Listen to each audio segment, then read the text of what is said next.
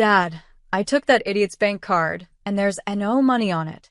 I embarrassed myself in front of the whole store. My sister screamed into the phone. My brother rushed home immediately and burst into my apartment. What is wrong with you? Are you not afraid of anyone anymore? He took one step inside, then froze. My name is Sloan Mercer. I'm 28. And if you think you know how this ends, stay tuned. Have you ever felt the exact moment fear leaves your body and something colder, clearer takes its place? He stopped because the living room didn't look like ours anymore. The TV displayed a paused video of my sister at the boutique checkout trying my card. On the coffee table, printed bank statements, a notarized affidavit, and a bright yellow notice from the county court. Temporary protective order, hearing scheduled. By the door, a locksmith tightened the last screw on a brand new deadbolt while our building's security supervisor logged serial numbers of the keys. Hi, I said evenly. Before you ask, that idiot's bank card you stole was a merchant-restricted decoy with a $0 limit. The real accounts moved weeks ago. He stared at the screen, then at the folder in my hand. You recorded us?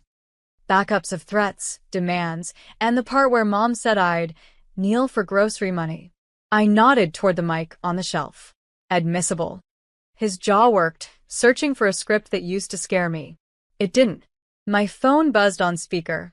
Fraud Department, Ms. Mercer, confirming your request. Attempted use of the decoy card triggered a security flag. Associated devices are locked out. We'll forward the incident packet to your attorney. Thank you, I said. I looked back at my brother. You came to yell. I came prepared. He pointed at the court notice with a shaky finger. You're seriously taking this to a judge? I smiled, small and tired. No. A judge is already taking it. Behind him, the locksmith clicked the new lock, handed me 2 engraved keys, and the security supervisor collected my brother's access fob from his trembling hand. Effective now, she said gently, you're no longer authorized on this unit. My brother swallowed hard. Outside in the hallway, Mom's ringtone started to ring, and ring, and ring. He backed into the hallway like the building suddenly tilted. Mom was still yelling on speaker. Put her on the phone. She thinks we're scared? We made her. She'll crawl back. He didn't even answer her. He just stared at me. Really stared. Like for the first time in his life, he realized I wasn't the same doormat who paid his parking tickets and gifted him $9,000 every time he claimed his car needed new brakes. The elevator dinged. 2 uniformed officers stepped out. Ms. Mercer? The taller one asked. I nodded. Yes. He handed me a packet. Judge Ramirez authorized the emergency order. Effective immediately, no family member may enter this residence until the hearing date. If they attempt, call us. My brother's face turned ash gray. Wait, he stammered. You actually filed. I cut him off. I didn't file because of today, I said quietly. I filed because of the last 10 years. He blinked like the words physically hit him.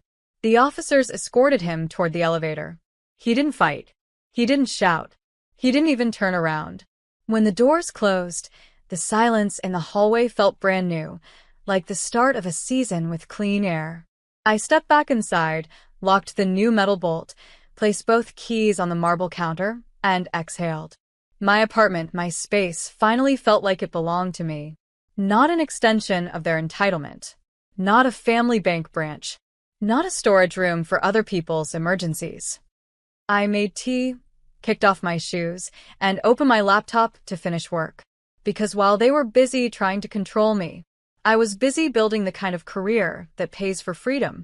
The next morning, my phone woke me at 6:27 a.m. 17 missed calls. 26 messages. All from Mom. The last one read, You embarrassed us. You made your own mother look stupid at that store. Fix this. Fix this.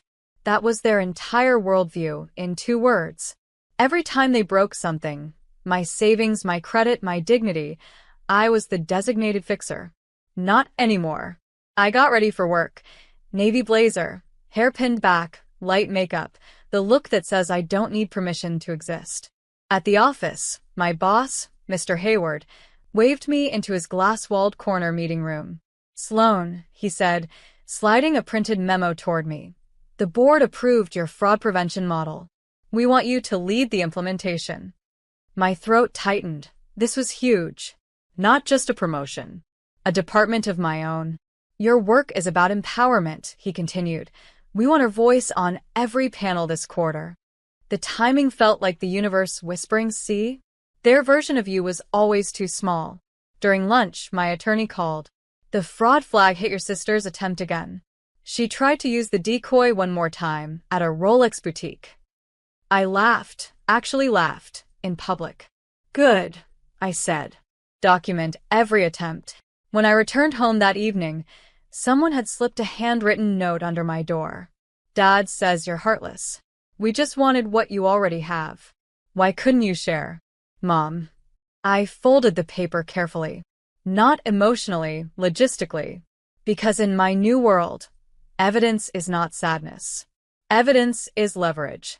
Evidence is freedom. And I wasn't done yet. Saturday morning, I drove to the bank in person. Not because I needed to, everything was already secured, but because I wanted physical, notarized copies of every detail. The branch manager, Miss Collins, greeted me instantly. "Ms. Mercer, we've been expecting you."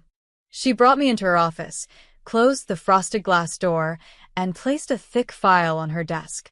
"All attempted transactions from your sister's failed card usage," she said, "plus the voice transcripts from your mother's calls demanding access." She slid me a signature pen. "We can attach these directly to your protective order case." As I signed, Miss Collins leaned forward.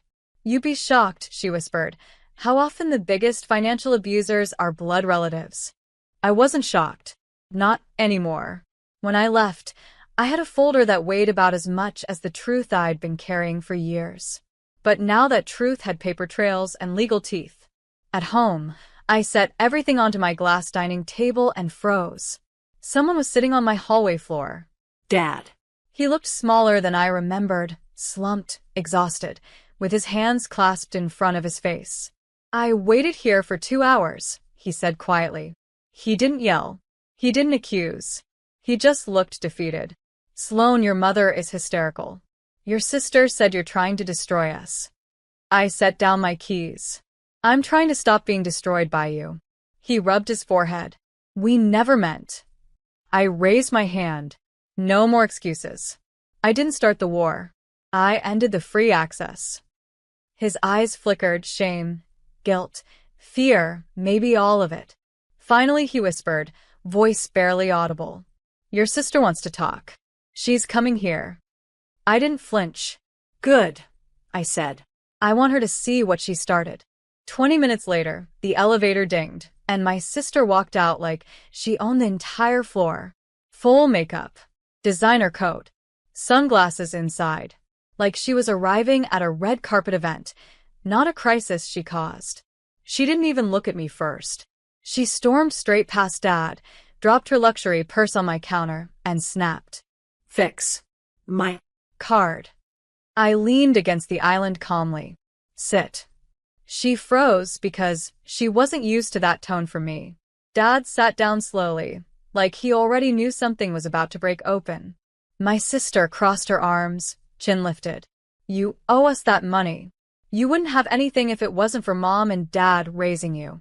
I let her finish, every delusional syllable, then slid the entire folder from the bank across the counter. She barely touched the first page before her face changed. Screenshots of her attempts. Audio transcripts of her demands. Fraud flags.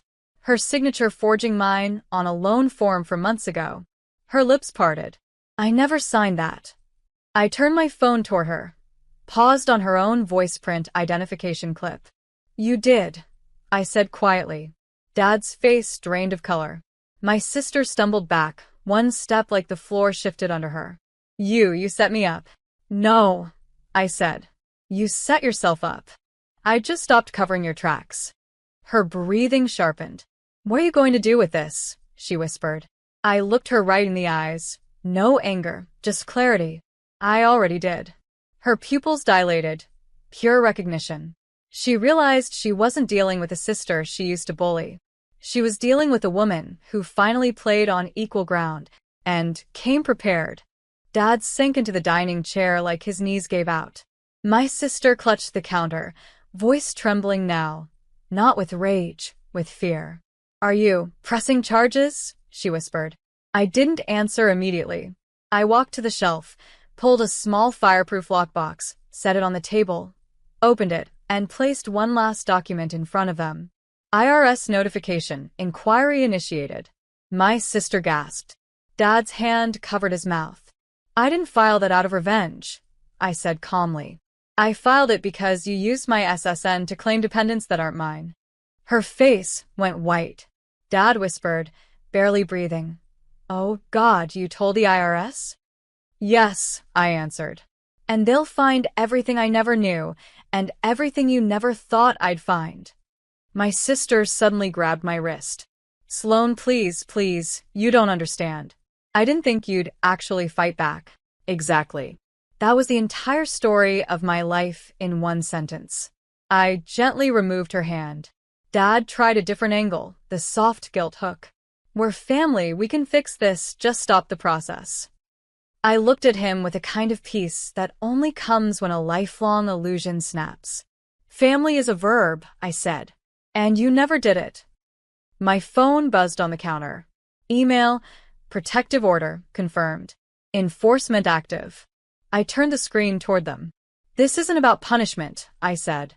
"This is about consequences." Dad stood slowly. My sister wiped mascara streaks from her cheeks. They walked to the door in silence. And for the first time in my life, they left without slamming it. The next 48 hours were a strange echo, quiet, heavy, unreal. No calls, no threats, no demands, just stillness. I watered my plants. I meal prepped. I went to work. Normal things, except they finally felt like they were actually mine. On Tuesday, HR called me upstairs. They wanted to inform me, formally, that our company selected me to represent our division at a cybersecurity summit in DC. A national panel. Me. A girl my family once said wasn't smart enough to manage a checking account. Funny how people who treat you like a fool panic when you stop acting like one. After work, I picked up a small apple tart from the bakery downstairs, a silly tradition of mine for small victories. When I got home, there were no notes under the door. No sabotage. No drama. Just quiet. I washed my face, tied my hair in a bun, sat cross-legged at my new dining table, and opened my laptop.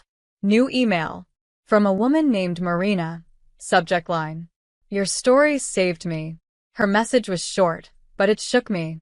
"I saw your talk online." My sister drains my accounts. Yesterday, I closed access. For the first time, I can breathe. I stared at that one paragraph for a long time. Maybe this whole thing, all the pain, all the betrayal, wasn't just for escape.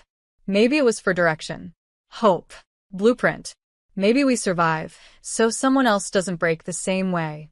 I closed my laptop gently. This wasn't the end. It was the pivot. A year later, I stood in a conference hall in DC. Lights dimmed, cameras focused, rows of women in business suits watching me as I spoke. Not as a victim.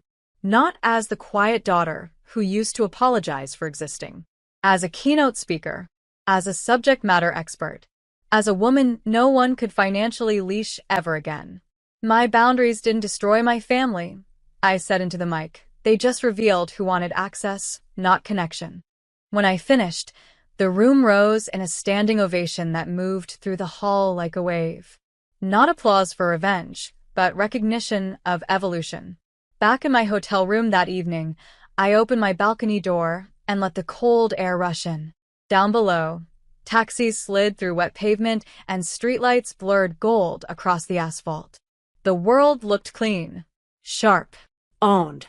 My phone buzzed. Unknown number. I didn't jump anymore. I read calmly. "We saw your speech online." We had no idea. Dad. For a moment, I just stared at those 9 words. No apology. No accountability. Just awareness. Too late to matter. I typed 3 words back. "Take care. Goodbye." Then I blocked the number. I closed the curtains, brewed chamomile tea, and settled cross-legged on the hotel bed with my laptop open, reviewing applications for the new program I'd built. Secure banking for estranged women. I approved 3 new applicants before midnight. 3 women would wake up tomorrow with access protections my mother tried to rip from me. 3 women would never kneel for grocery money. 3 women would never hand their paychecks to someone who used family as a leash. I set my mug on the nightstand, closed my laptop, and looked out into the dark city. I wasn't running from anything anymore. I was building. For myself. For others. For every woman who learned, the hard way, that blood doesn't guarantee safety.